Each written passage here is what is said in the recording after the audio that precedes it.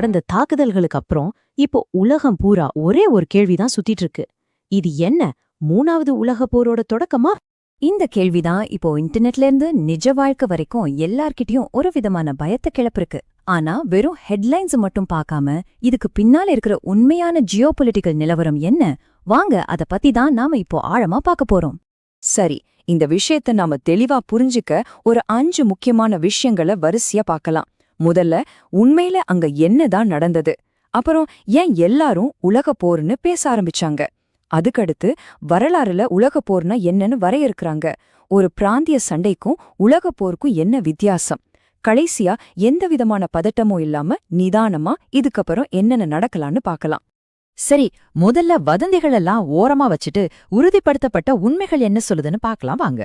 பாருங்க, எல்லாம் ஆரம்பிச்சது பிப்ரவரி 28ஆம் தேதி. அன்னிக்கு அமெரிக்காவும் இஸ்ரேலும் ஒன்னா சேர்ந்து ஈரான்ல பல இடங்கள்ல, தலைநகர் தெஹ்ரான் உட்பட பெரிய தாக்குதல்களை நடத்தினாங்க. இதுல ஈரானோட உச்ச தலைவர் ஐதுல்லா அலி காமினி கொல்லப்பட்டார்னு அவங்களோட அரசு மீடியாவே சொல்லிருச்சு. ஈரான் சும்மா இருக்குமா?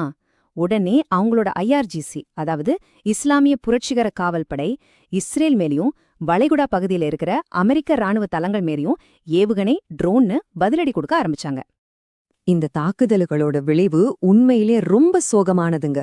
செம்பிறை சங்கத்தோட கணக்குப்படி ஈரான்ல 200க்கும் அதிகமான மக்கள் இறந்திருக்காங்க. அதுலயும் ஒரு பெண்கள் பள்ளி மேல நடந்த தாக்குதல்ல மட்டுமே 100க்கும் மேற்பட்டவங்க உயிரிழந்ததா வர்ற செய்தி இந்த சண்டையோட கொடூரமான முகத்தை நமக்கு காட்டுது. இந்த தாக்குதல்கள்ல ஏதோ கட்டிடங்களை மட்டும் குறிவைக்கல, ஈரானோட அதிகார மையத்தையே அசைச்சு பார்த்துட்டாங்க. உச்ச தலைவர் காமனி, IRGC தளபதி முகமது பாக்பூர், பாதுகாப்பு கவுன்சில் செயலாளர் அலி ஷம்கானின்னு கிட்டத்தட்ட 40 முக்கிய அதிகாரிகள் கொல்லப்பட்டிருக்காங்க. இது ஈரானோட தலைமைக்கே கொடுக்கப்பட்ட ஒரு பெரிய அதிர்ச்சி.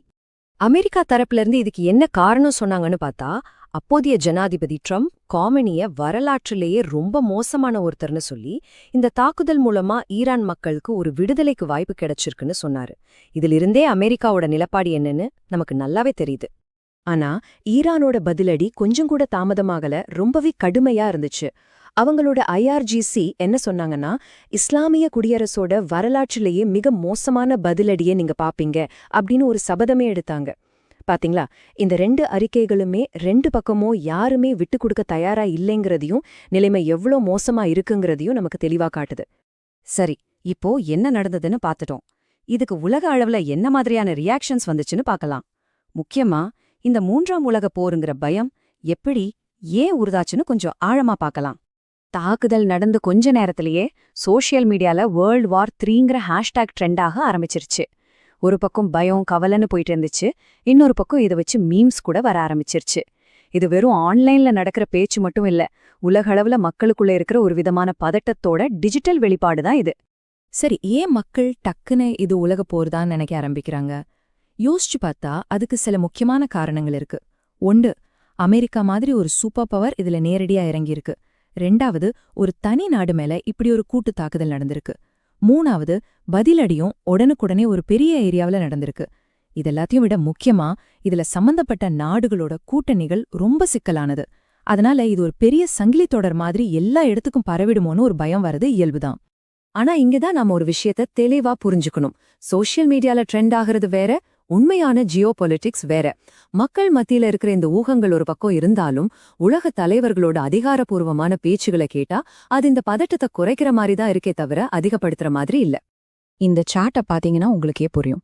G7 நாடுகள் எல்லாரும் அமைதியா இருங்க, நிதானமா கையாளுங்கன்னு சொல்றாங்க.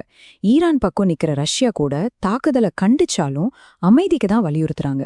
ஐநா சபை மாதிரியான சர்வதேச அமைப்புகளும் இந்த பதட்டத்தை தணிக்கிறதுக்கு அவசர கூட்டங்கள்லாம் போடுறாங்க. இதெல்லாம் பார்க்கும்போது இது ஒரு உலக போரை நோக்கி போற மாதிரி தெரியல. சரி, இப்போ நாம இந்த பகுப்பாய்வோட மையப்புள்ளிக்கு வர்றோம். நாம எல்லாரும் உலகப் போருங்கிற வார்த்தைய ஈஸியா பயன்படுத்துறோம். ஆனா வரலாறு படி ஒரு உலகப் போர்னா அதுக்கு என்ன அர்த்தம்? அந்த வரையறைக்குள்ள இப்போ நடக்கிற விஷயங்கள் பொருந்துதான்னு பார்க்கலாம் வாங்க. வரையாற்றை எடுத்து பாத்தீங்கன்னா, உலகப் போருங்கிறது இதுதான். உலகத்தோட பல பெரிய சக்தி வாய்ந்த நாடுகள் ஒண்ணு இல்ல, பல கண்டங்கள்ல பல போர் முனைகள்ல சண்டை போடுறது. இது வெறும் 2-3 நாடுகள் சண்டை போட்டுக்கிறது இல்ல. இப்போ இந்த ஒப்பீட்டை கொஞ்சம் கவனமா பாருங்க. ஒரு பக்கம் வரலாற்றுல உலகப் போர்களுக்கு என்னென்ன தகுதிகள் இருந்துச்சுன்னு இருக்கு. அதாவது பல சூப்பர் பவர்ஸ் நேரடியா சண்டையில இறங்கணும், உலக அளவுல படைகளை திரட்டணும், ஒப்பந்தங்கள் காரணமா மத்த நாடுகளும் தானா போர்க்குள்ள வரணும். ஆனா இன்னொரு பக்கம் இப்போ இருக்கிற நிலைமைய பாருங்க. இது ஒரு சூப்பர் பவர் சம்பந்தப்பட்ட பிராந்திய சண்டை. மத்த நாடுகள் எல்லாரும் அமைதியா இருக்க சொல்றாங்க. கூட்டணிகள் தானா உள்ள வரல. சண்டை மத்திய கிழக்கு பகுதியில மட்டும்தான் நடக்குது. இந்த ரெண்டையும் ஒப்பிடும்போதே நமக்கு ஒரு தெளிவு கிடைக்குது இல்லையா? நாம இந்த சம்பவத்தை மட்டும் தனியா பார்க்கக்கூடாது. இது மத்திய கிழக்குல பல வருஷமா தொடர்ந்து நடந்துட்டு வர்ற ஒரு பெரிய வரலாற்று பின்னணியோட ஒரு பகுதிங்கிறத நம்ம புரிஞ்சுக்கணும். இந்த டேபிள் ஒரு பிராந்திய சண்டைக்கும் உலக போருக்கும் இருக்கிற முக்கியமான வித்தியாசங்களை அழகா காட்டுது. பாருங்க, பிராந்திய சண்டையில அந்தந்த பகுதி நாடுகள் தான் முக்கியமா சண்டை போடுவாங்க, சூப்பர் பவர்ஸ் வெளியே இருந்து சப்போர்ட் பண்ணுவாங்க. ஆனா உலக போர்ல பல சூப்பர் பவர்ஸ் நேரடியா களத்துல இறங்குவாங்க, சண்டையும் பல கண்டங்களுக்கு பரவும். இப்போ நீங்களே சொல்லுங்க, நாம பாத்துட்டு இருக்கிறது இதுல எது கூட அதிகமா பொருந்தது?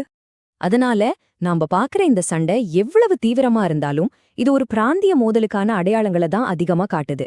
உலக சக்திகளுக்கு இதுல ஆதாயம் இருந்தாலும் அவங்க ஒருத்தருக்கொருத்தர் நேரடியா மோதிக்கிறத தவிர்க்கவே பாக்குறாங்க. சொல்லப்போனா இது பனிப்போர் காலத்துல இருந்தே நாம பாத்துட்டு வர ஒரு பழக்கப்பட்ட ஜியோபொலிட்டிக்கல் கேம் தான்.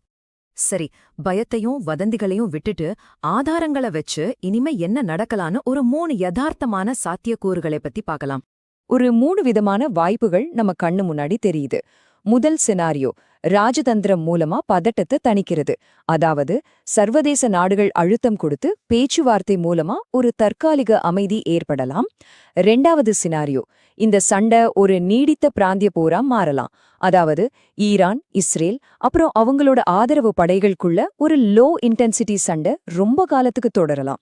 3வது, மத்த சில நாடுகள் இதுல நேரடியா தலையிடலாம். ஆனா சண்டை அந்த பிராந்தியத்துக்குள்ளேயே கட்டுப்படுத்தப்படலாம். நீங்க நல்லா கவனிச்சீங்கன்னா இந்த 3 சினாரியோவுமே ஒரு உலக போரை குறிக்கல. ஆக மொத்தத்துல நாம பாத்துட்டு இருக்கிறது நிச்சயமா சமீப வருஷங்கள்ல மத்திய கிழக்குல நடந்த மிக தீவிரமான ஒரு பதட்டம் தான்.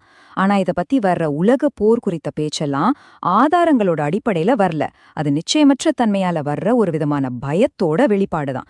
நியூரல் டயரோல நாங்க பயத்தை திரும்ப திரும்ப சொல்ல மாட்டோம். அதுக்கு பதிலா அந்த பயத்துக்கு பின்னாடி இருக்கிற காரணங்களையும் உலகளாவிய பேட்டர்ன்களையும் தான் புரிஞ்சுக்க முயற்சிப்போம். சோ இந்த நிகழ்வுகளுக்கு பின்னாடி இருக்கிற பேட்டர்ன்களை நம்ம டீகோட் பண்ணும்போது இப்போ இருக்கிற நிலைமை ஒரு தீவிரமான பிராந்திய சண்டையா தெரியறதே தவிர ஒரு உலகளாவிய போரா தெரியல. ஆனா கடைசியா ஒரு கேள்வி, ஒருவேளை இந்த சூழல் ஒரு உலக போரா மாறணும்னா இப்போ இல்லாத எந்த விஷயம் மாறணும்னு நீங்க நினைக்கிறீங்க? உங்க கருத்துக்களை கமெண்ட்ல சொல்லுங்க. அடுத்த பகுப்பாய்வுல சந்திப்போம்.